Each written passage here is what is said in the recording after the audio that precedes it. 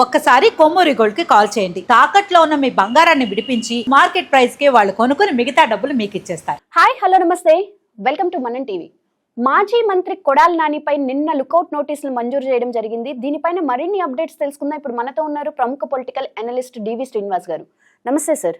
నమస్తే సార్, మాజీ మంత్రి కొడాలి నాని ఆయన ఒక మాస్ లీడర్. అటువంటి వ్యక్తి ఇప్పుడు అమెరికా పారిపోతున్నాడు అనే వార్తలు వినిపిస్తున్నాయి. అతనిపై లుకౌట్ నోటీసులు కూడా మంజూరు చేశారు. అసలు అంతటి అవసరం ఏమొచ్చింది?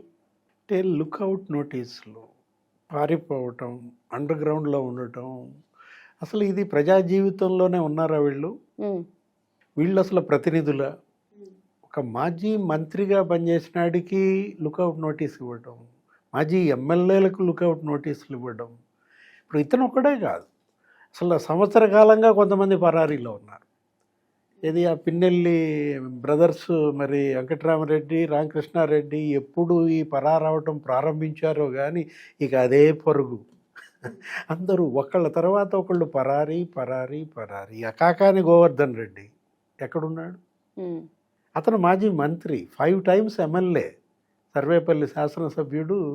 అతను ఇవాళ అండర్ గ్రౌండ్లో ఉండటం, అసలు బెంగళూరులో దాక్కున్నాడని, లేకపోతే హైదరాబాద్లో దాక్కున్నాడని, ఎక్కడ ఆటోలో ఉన్నాడంట, ఆటో డ్రైవర్ దగ్గర ఫోన్ తీసుకుని ఫోన్ చేస్తున్నాడంట. ఈ మీడియాలో ఈ కథనాలు చూస్తుంటే అసలు వీళ్ళ శాసనసభ్యులు, వీళ్ళ మంత్రులు, ఇప్పుడు మీరు చెప్పింది ఎవరు? కొడాలి నాని. ఇతని కోసం లుకౌట్ జారీ అయిందంటే మొత్తం ఎయిర్పోర్ట్లన్నీ దిగ్బంధనమా? ఇవాళ వెతుకులాట, సోదాలు, తనిఖీలు. 4 ఏళ్ళు శాసనసభ్యుడు, 4 సార్లు. ఎవరు? 4 times అతను. అంటే 20 ఏళ్ల రాజకీయ జీవితం ముగిసినట్టేనా? ఇప్పుడు గాలి బుడగల్లాగా పేలిపోయినట్టు కనపడుతోంది వీళ్ళ యొక్క రాజకీయ జీవితాలన్నీ కూడా. వాళ్ళు అతను 2 సార్లు తెలుగుదేశం తరఫున కంటెస్ట్ చేసి గెలిచాడు, 2 సార్లు వైసీపీ తరఫున కంటెస్ట్ చేసి గెలిచాడు. ఈ దాక్కోవాల్సిన పని ఏంటి? మనం ఏమనుకున్నాం, ఆయన హెల్త్ ఏదో బాగోలేదు, ఆపరేషను అపోలో, ఇక్కడెక్కడో హైదరాబాద్లో చికిత్స అన్నారు, లేకపోతే ముంబై తీసుకెళ్లారు, అక్కడ అసలు బైపాస్ సర్జరీ అన్నారు. వెంటనే మనకి సీన్ కట్ చేస్తే ముంబైలో మెడలో గొలుసులతో ఒకటితో ఫోటోలో పక్కన అతను ఎవరో డైమండ్ బాబు, మరెవరో అతను, మొత్తం మెడ నిండా గొలుసులు, అతను బంగారం పట్టుకుని అతన్ని ఏదో ప్రశ్నిస్తున్నట్టుగా కొడాలి నాని ఫోటో. అంటే ఈ ఇల్ హెల్త్ అంతా నాటకమేనా? ఈ అనారోగ్యం, ఈ బైపాసు, ఈ హాస్పిటలైజేషన్, ఇదంతా డ్రామానా? మనకేం అర్థం కావట్లేదు.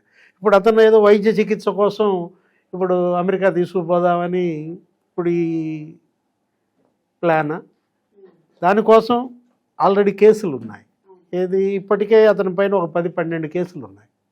గడ్డం గ్యాంగ్ అరాచకాలు. గుడివాడ అంటే ఆ పేరులోనే గుడి. అంటే అంత ఆధ్యాత్మికంగా ప్రసిద్ధిగాంచినటువంటి ఆ నియోజకవర్గం.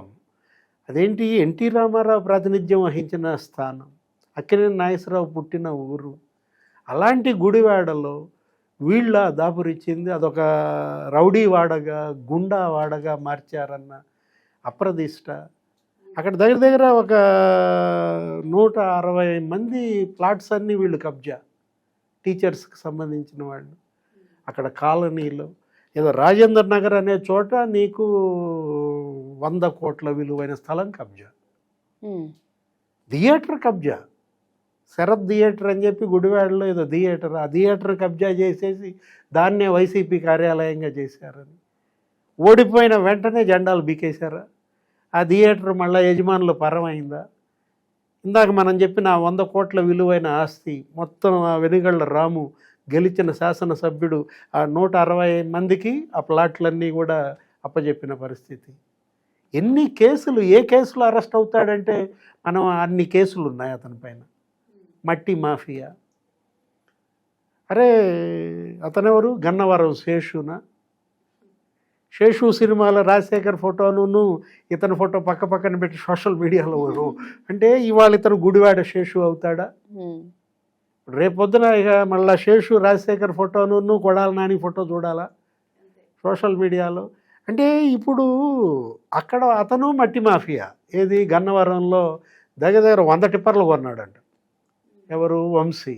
ఈ మట్టి కొట్టడం కోసం 100 టిప్పర్లు కూడా. అసలు చెరువులు కబ్జా చేసేసి పోలవరం కుడి కాలువ కొట్టేసి గ్రావెల్ మాఫియా, మట్టి దగ్గర దగ్గర 24 లక్షల క్యూబిక్ మీటర్ల మట్టి గ్రావెల్ కొట్టేశారని, 6 లక్షల క్యూబిక్ మీటర్ల స్టోన్ కొట్టేశారని, 210 కోట్ల స్కామ్ అది. ఏది?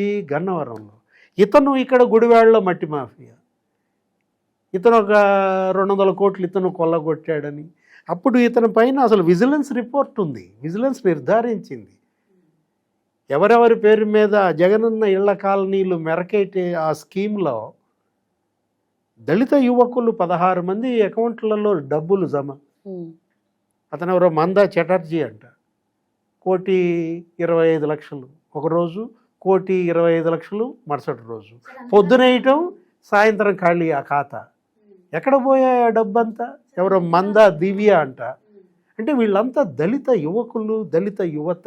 వాళ్ళ బ్యాంకు ఖాతాల్లో మీరు డబ్బు వేయడం, మళ్ళీ సాయంత్రానికి మీ బినామీ ఖాతాల్లోకి మార్చుకోవటం.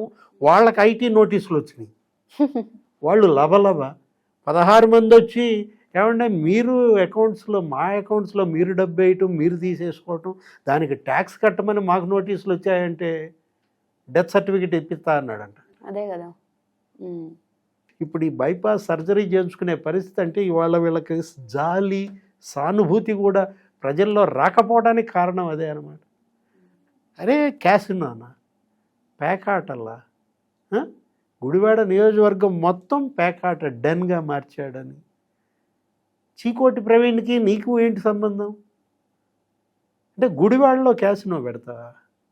అంటే ఎంత బరితెగింపు!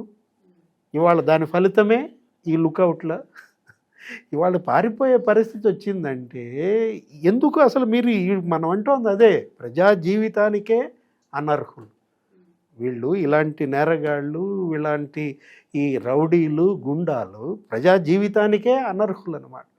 చీటీ చించేశారు. మనం చించటం కాదు, ప్రభుత్వం చించటం కాదు, జనమే వీళ్ళ చీటీ చించేశారు అనమాట. సరే, అయితే ఇప్పుడు కొడాలి నాని అరెస్ట్ జరిగే అవకాశం ఉందంటారా? అరెస్టు ఇవాళ అతనిపై పడిన కేసులు అలాంటివి. అరెస్ట్ చేయటం కాదు, అతను అరెస్ట్ చేయటం. కొడాలి నానిని అరెస్ట్ చేస్తారా అని కాదు అడగాల్సింది నువ్వు, కొడాలి నానిని అరెస్ట్ చేస్తే ఎప్పుడు బయటకు వస్తాడు అని అడగాలి. ఎందుకంటే ఇప్పుడు అరెస్ట్ అయిన వాళ్ళంతా ఎవరు అంత తేలిగ్గా బయటకు రావట్లా. వంశీ అరెస్ట్ అయ్యి ఇప్పుడు 3 నెలలు అవుతుంది, బయటకు వచ్చాడు. అంటే కేసు మీద కేసు పడుతుంది. అతనికి రిమాండ్ వచ్చే లోపు, అతనికి మరి విడుదల చేయమని ఆదేశాలు వచ్చే లోపు ఇంకో కేసు పడిపోతాను.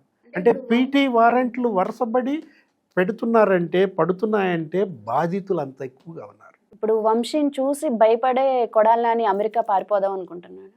అంటే ఇవాళ ఎంత దూరం పారిపోతారు? ఎక్కడికని పారిపోతారు? పారిపోయినా ఇవాళ లాక్కొస్తున్నారు కదా. పారిపోయిన వాళ్ళందరినీ కూడా మనం చూసాం. కసిరెడ్డి రాజు దుబాయ్ వెళ్ళిపోయాడు, మళ్ళా అమెరికా పోదాం అనుకుని వచ్చాడు. ఏం చేశారు? ఎయిర్పోర్ట్లో పట్టుకున్నారు, తీసుకొచ్చి జైల్లో పెట్టారు. ఈ పారిపోవడం అనేది మనం ఎక్కడి నుంచి బిగినైంది? పిన్నెల్లి రామకృష్ణారెడ్డి, వెంకటరామరెడ్డి గారు ప్రారంభమైంది అనుకున్నాం. ఈ లుకౌట్లు ఎక్కడి నుంచి ప్రారంభమయ్యాయి? చెవిరెడ్డి భాస్కర్ రెడ్డి దగ్గర నుంచి ప్రారంభమయ్యాయి. చెవిరెడ్డి మెహిత్ రెడ్డి, చెవిరెడ్డి భాస్కర్ రెడ్డి బెంగళూరు విమానాశ్రయం నుంచి పట్టుకొచ్చారు. అట్లాగే దేవినేని అవినాష్ దాకా మొన్న ఎక్కడ పట్టుకెళ్ళారు అతన్ని? శంషాబాద్ ఎయిర్పోర్ట్లో ఉంటే అక్కడ పట్టుకెళ్ళారు అన్నమాట. అంటే వీళ్ళు మారు వేషాల్లో తప్పించుకుపోవాలన్నా ఇవాళ అక్కడ దిగ్బంధం, వాళ్ళ మొత్తం దిగ్బంధంలో ఇవాళ వైసీపీ అనమాట. Right, thank you sir.